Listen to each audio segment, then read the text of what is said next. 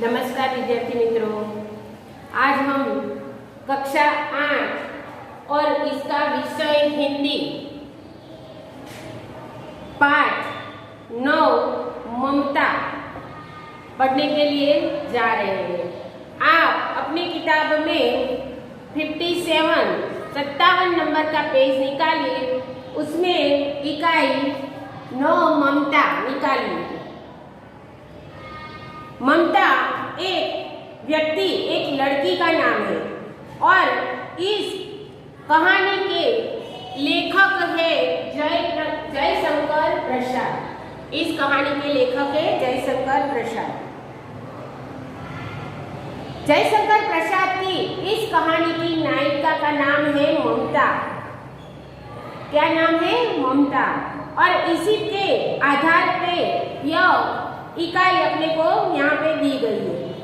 भारतीय संस्कृति में मातृदेवो भव, पितृदेवो भव, अतिथि देवो भव, आचार्य देवो भव, यह अपने भारतीय संस्कृति की प्रथा है। यानी अतिथि देवो भव, देवता को अतिथि यानी भगवान।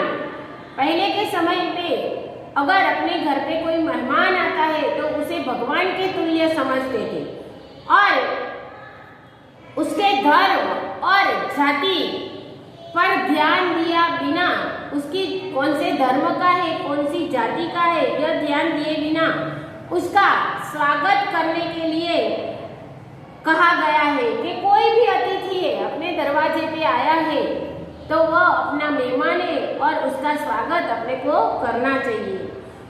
इतिहास के आधार पर लिखी गई इस कहानी जयशंकर प्रसाद की का प्रमुख सूत्र है अतिथि देवो भव। यानी और इस कहानी के मुख्य पात्र ममता इस भावना का अनुसरण करती है।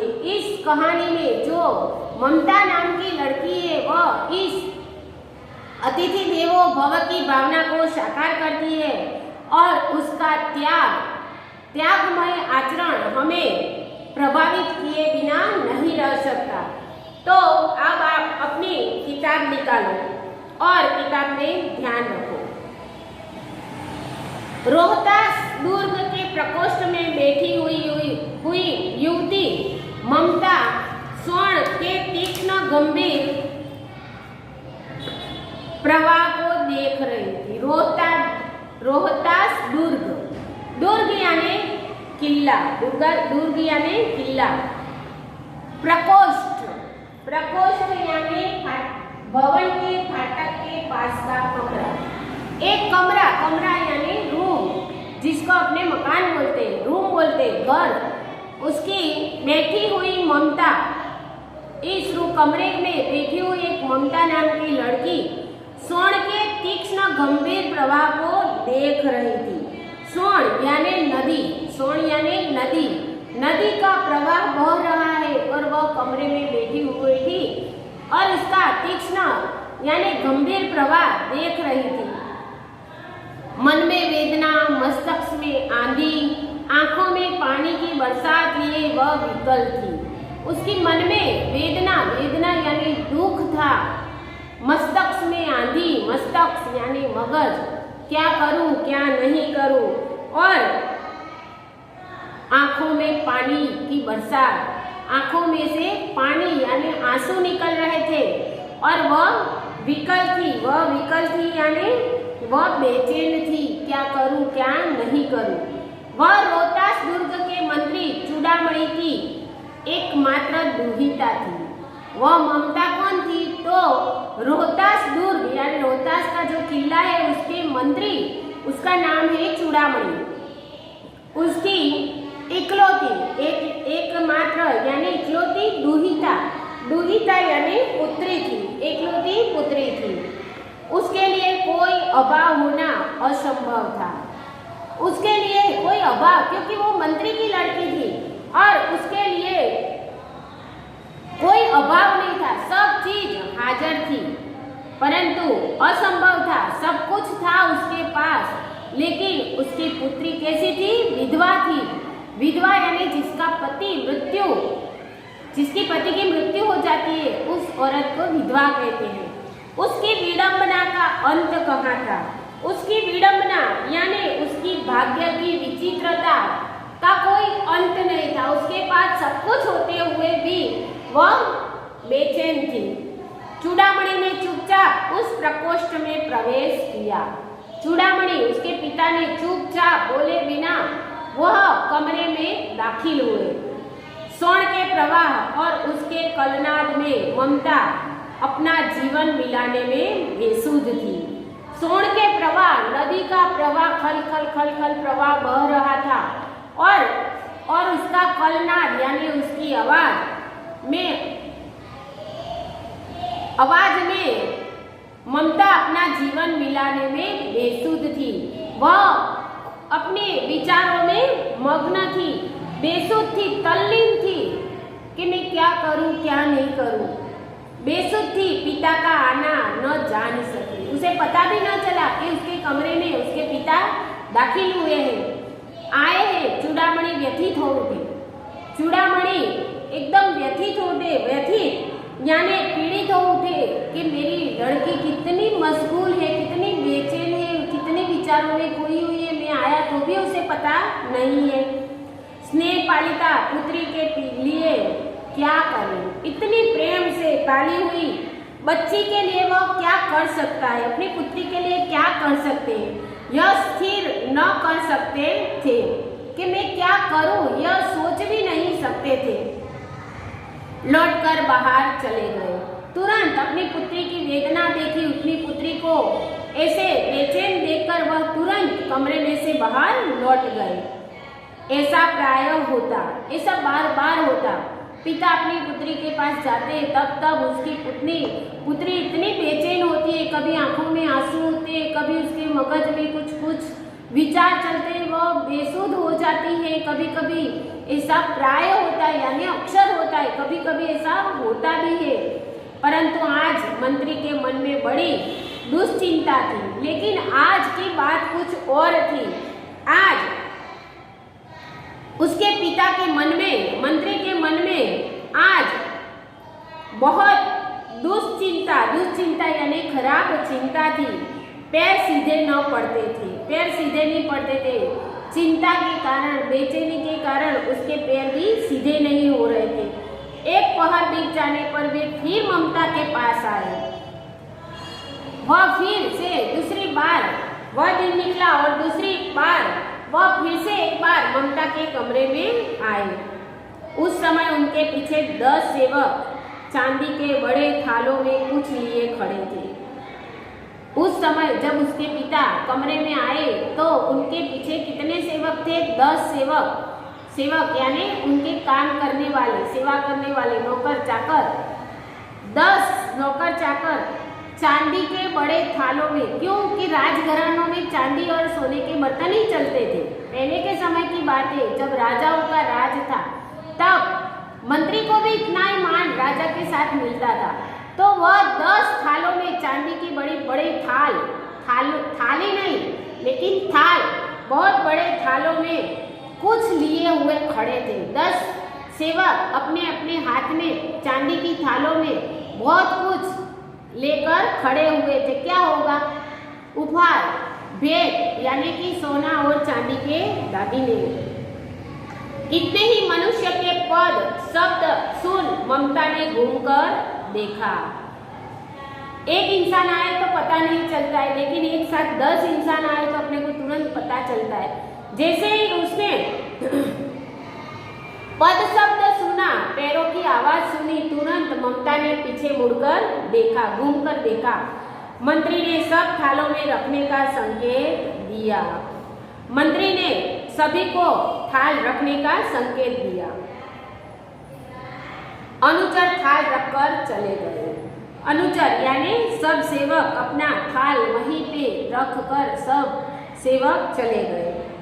ममता ने पूछा, यह क्या है पिताजी? ममता को लगा कि यह सब क्या है पिताजी। उसने अपने पिता को प्रश्न करती है कि पिताजी यह सब क्या है? यह क्या है पिताजी? तेरे लिए बेटी।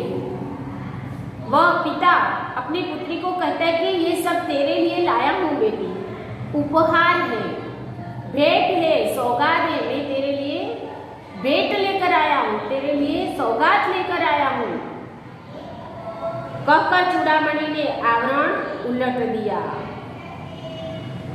ऐसा कहकर अपनी पुत्री को कहा कि देख मैं तेरे लिए क्या लाया हूँ, मैं तेरे लिए भेंट लेकर आया हूँ और भेंट के जो चाली पे ढका हुआ जो वस्त्र है उसे उठा के और ढका हुआ वस्त्र पर्दा हटाकर उसे बताया और उसको पर्दे को उलट दिया और बताया।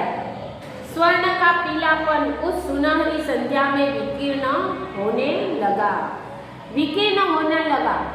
पूरी थालों में सोने के आभूषण से चमचमा रहे थे और सोने का ये पीला कलर, स्वर्ण, स्वर्ण यानी सोना का पीलापन, सोना आपने देखा है ना सोना कैसा चमकता है, उसका पूरा पीलापन, पीला कलर से पूरा प्रकाश फैल गया। उस सुनहरी संध्या में, संध्या के टाइम पे पूरा विकीर्ण यानी फैलने लग गया। ममता चौंक उठी। ममता अचानक चौंक उठी। इतना स्वर्ण यह कहाँ से आया? वह अपने पिता से पूछती है कि इतना सारा सोना कहाँ से लाए, कहाँ से आया? चुप रहो ममता, यह तुम्हारे लिए है। उसके पिताजी कहते हैं कि चुप रहो ममता, हे ममता तुम चुप रहो, ये सब सोना तुम्हारे लिए है। तो क्या आपने शत्रु का उत्कोच स्वीकार कर लिया? तो ममता अपने पिता को पूछती है कि आपने शत्रु यानी दुश्मन, आपने दुश्मन का उत्कोच यानी घूस और रिश्वत, आपने दुश्मन की रिश्वत को क्या स्वीकार कर लिया? पिताजी यह अनर्थ है, अर्थ नहीं। पिताजी यह अच्छी बात नहीं है, रिश्वत लेना कोई अच्छी बात नहीं है, यह अनर्थ है, ये कोई काम की बात नहीं है, बिना काम की बात है, अनर्थ है। अनर्थ यानी बहुत बुरा है, ये कोई अर्थ वाली बात नहीं है, यह कोई काम वाली बात नहीं है। लौटा दीजिए पिताजी, हम लोग ब्राह्मण हैं, इतना सोना लेकर क्या करेंगे? लौटा दीजिए पिताजी। उसके पिता को कहती है कि पिताजी यह सब सोना उनको लौटा दीजिए, हम लोग ब्राह्मण जाति के लोग हैं, हम इतना सारा सोना लेकर क्या करेंगे? इस पतनोन्मुख प्राचीन सामंत वंश का अंत समीप है बेटी। उसके पिताजी कहते हैं कि पतनोन्मुख यानी जिसका पतन नक्की है, जिसकी दशा खराब होने वाली है, जिसका पतन शीघ्र होने वाला है, उस सामंत वंश, ये पूरी राजगादी और सामंत वंश पूरा उसका अंत है। अंत में अंत यानी इसका अंत होने वाला नजीक अंत मुझे दिखाई दे रहा है। किसी भी दिन शेरशाह रोहतास दुर्ग पर अधिकार कर सकता है। पहले के समय में एक राजा दूसरे राजा के ऊपर चढ़ाई कभी भी कर सकता था, आधी रात को भी, और वह सामने वाले राजा को हराकर वहां पे अपना शासन जमा देता था। तो उनके रोहतास का दुर्ग पे शेरशाह की नजर थी, इसीलिए चूड़ामणि ने बोला कि कभी भी अपने पास शेरशाह बादशाह कभी भी रोहतास के दुर्ग पर चढ़ाई कर सकता है और अपना अधिकार कर सकता है। उस दिन मंत्रित्व न रहेगा तब के लिए बेटी। उसके पिता ने कहा कभी भी कोई भी राजा अपने राज्य पर चढ़ाई करेगा और उसका अधिकार स्थापित कर देगा और मुझे मंत्री नहीं बनाएगा, तब मेरा मंत्री पद नहीं रहेगा, तो तब ये चीज अपने को काम में आएगी। मंत्रित्व यानी मंत्री पद, मेरा मंत्री पद भी नहीं रहेगा तब के लिए बेटी, यानी तभी अपने को यह सब चीज काम आएगी। हे भगवान, विपद के लिए इतना आयोजन? ममता क्या बोलती है? विपद यानी खराब समय, इसके लिए इतना सारा आयोजन अभी से, इतनी विपद के लिए इतना बड़ा आयोजन, और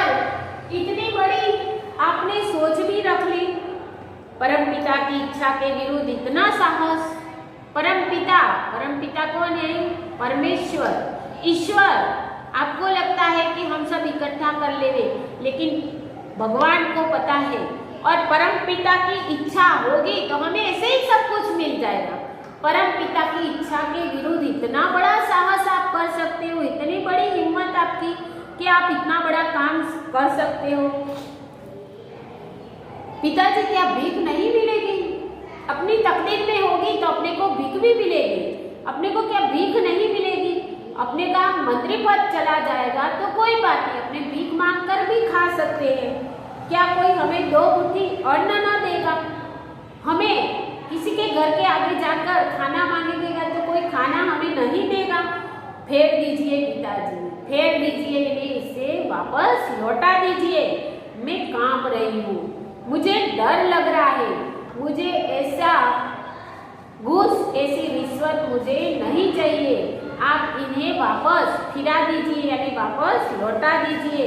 इसकी चमक आंखों को अंधा बना रही है।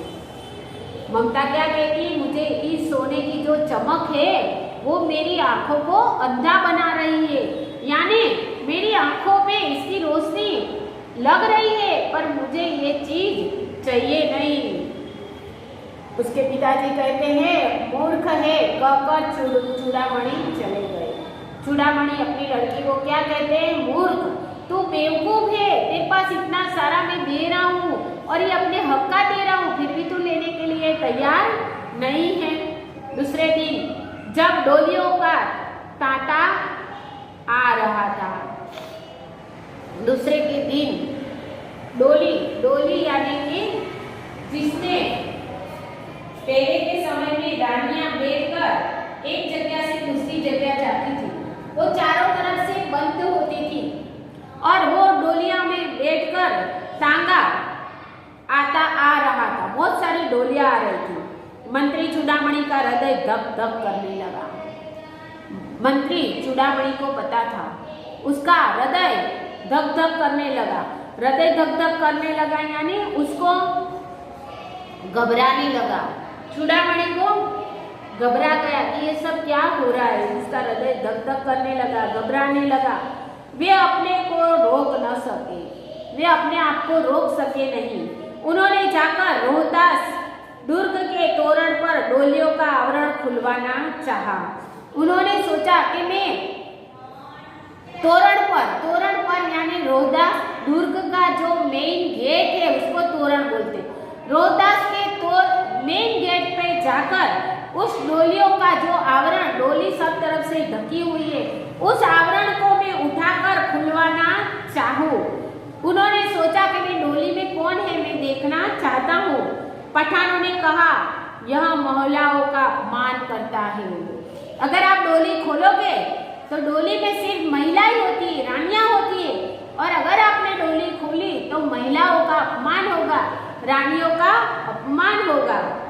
बात बढ़ गई और बात इतनी सारी वाद विवाद हो गए कि रानियों की डोली, स्त्रियों की डोली को कोई पुरुष हाथ लगाता नहीं और डोली और बीच में रास्ते में खोली जाती नहीं है। और बात बहुत सारी बढ़ गई, तलवारें खींची गई, एक दूसरे के सामने इतनी झगड़म झगड़ी हो गई कि एक दूसरे ने तलवार खींची, मंत्री वहीं मारे गए। इतना बड़ा घमासान युद्ध हुआ और वहीं पे चूड़ामणि का देहांत हो गया, चूड़ामणि मारा गया।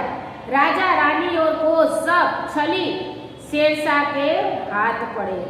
राजा और वहाँ के जो रानी और राजा थे और सब शेरशाह के हाथ पड़े। शेरशाह के हाथ पड़े यानी सब शेरशाह की अंडर में आ गए। उस पे शेरशाह ने अधिकार जमा लिया। निकल गई ममता और ममता को पता चला, वैसे ही ममता वहां से छुपते छुपते बाहर निकल गई। डोली में भरे हुए पठान सैनिक दुर्ग भर में फैल गए, परंतु ममता न मिली। डोली में जो भरकर पठान लोग आए थे उन्होंने पूरे दुर्ग में फेंक डाला, पूरे किले में सैनिक पूरे दुर्ग भर में पूरे किले में घूम गए, लेकिन उनको ममता का पता न चला। और ममता न मिली। काशी के उत्तर में स्थित धर्म चक्र विहार मौर्य और गुप्त सम्राटों की कीर्ति का खंडहर था। काशी में उन्होंने उत्तर में स्थित एक धर्म चक्र यानी एक बहुत बड़ा भगवान का मंदिर था। उसमें विहार में धर्मचक्र विहार मौर्य और गुप्त सम्राटों की कीर्ति का खंडेर था। वहां पे मौर्य समाज और गुप्त समाज की कीर्ति का बहुत बड़ा खंडेर था।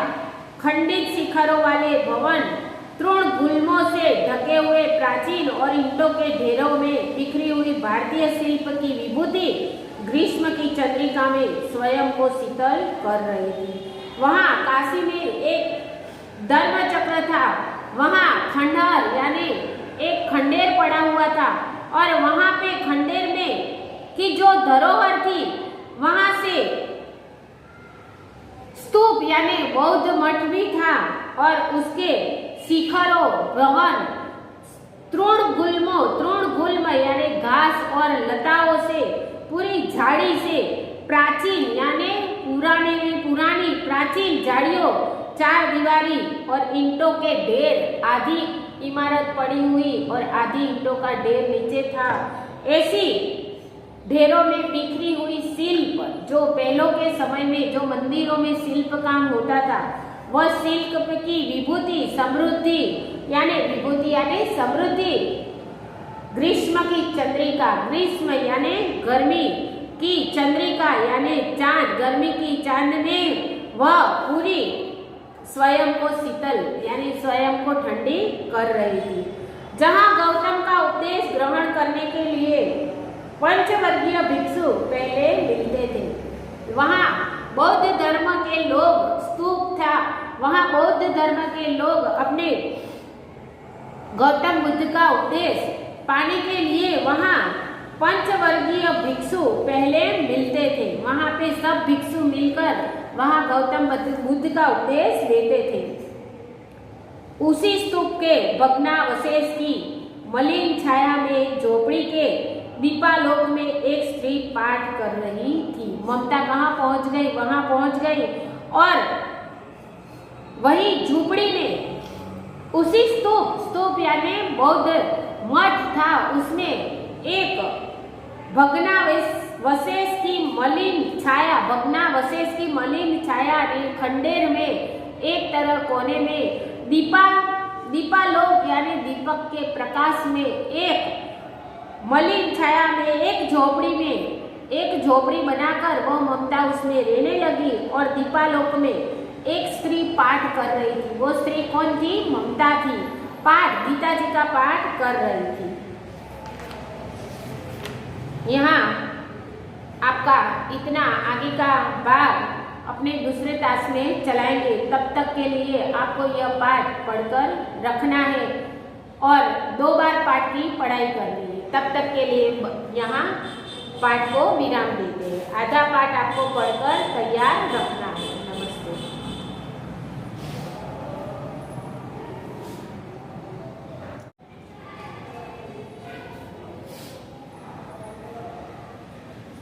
नमस्ते विद्यार्थी मित्रों, सब अच्छे हो? हम लोगों ने इसके पहले वाले ताश में पाठ 9 विषय हिंदी कक्षा 8 पाठ 9 ममता का आधा भाग आपको पहली ताश में समझाया गया था। अब इसी पाठ का भाग 2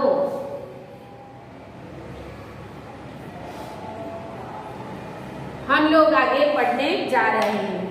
यहाँ रोहतास दुर्ग के किले पर शेरशाह ने आक्रमण करके वहाँ की राजा रानी और मंत्री चूड़ामणि को मार दिया और राजा रानी को अपने बंधन में बांधकर उसपे उन्होंने अपना अधिकार जमा लिया। तभी मंत्री चूड़ामणि की इकलौती पुत्री ममता जो विधवा थी वह वहाँ से छुपकर निकल गई और उसने काशी के उत्तर में जाकर एक खंडहर में जहाँ बौद्ध और गौतम बुद्ध के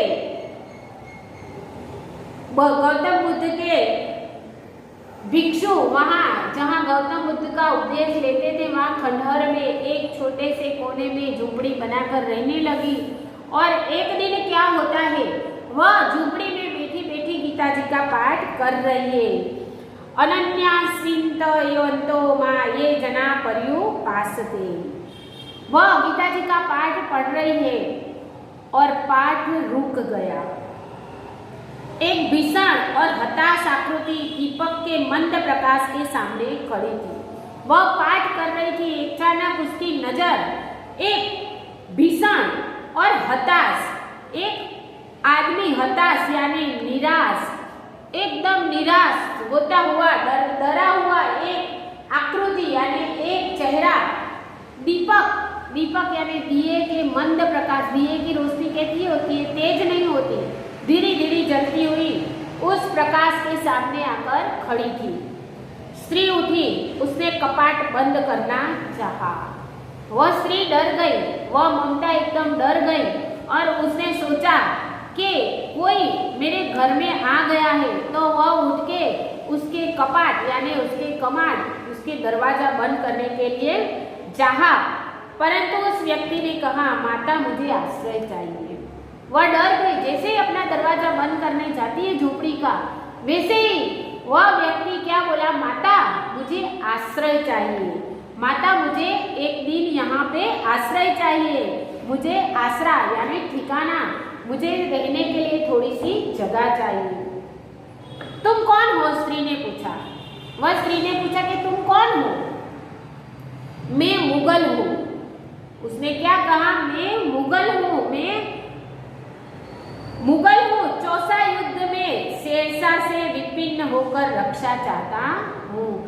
मैं एक राजा हूँ मुगल बादशाहों का, और मेरे पे शेरशाह ने आक्रमण कर दिया है और मैं उसके डर से यहाँ पर भाग कर आ गया हूँ, विपन्न होकर यानी उससे दुखी होकर संकट में पड़ गया, इसीलिए मैं अपनी रक्षा चाहता हूँ। इस रात अब आगे चलने में मैं असमर्थ हूँ, अभी मैं आगे चल सकूँ ऐसी मेरी शक्ति नहीं है, चलने में मैं असमर्थ हो गया हूँ। मुझे शेरशाह ने युद्ध भूमि से भगा दिया है। क्या शेरशाह से? स्त्री ने अपने होठ काट लिए। शेरशाह से? उसको शेरशाह से उसको पता चल गई कि शेरशाह वही है। उसने अपने होठ काट लिए यानी उसने क्रोध व्यक्त कर लिया।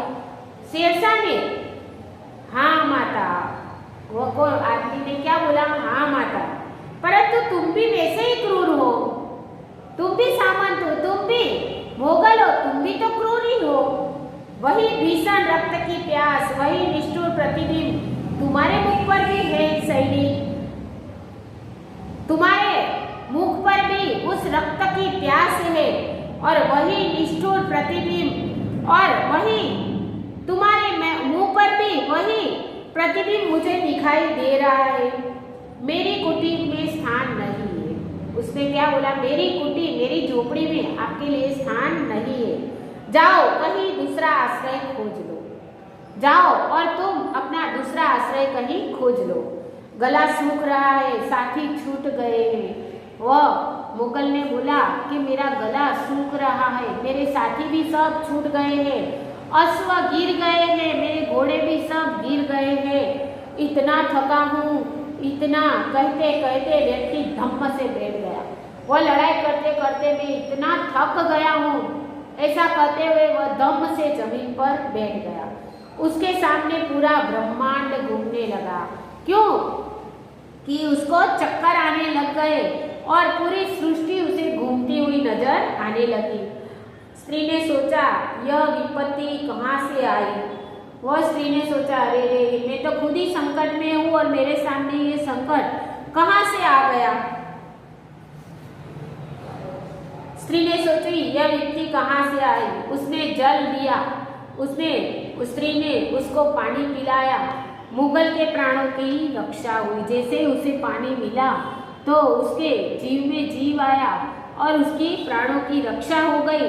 वह सोचने लगी कि यह सब दया के पात्र नहीं। वह सोचने लगी कि ये एक दूसरे से युद्ध करते, ये कोई दया के पात्र नहीं है मेरे पिता का वध करने वाला आतताई। ये लोग ने, इसी लोगों ने मेरे पिता का वध करा था, वही अत्याचारी। द्रोणा से उसका मन विरक्त हो गया। द्रोणा, उसको इतनी नफरत हो गई और उसका मन बेचैन हो गया। स्वस्थ होकर मुगल ने कहा, माता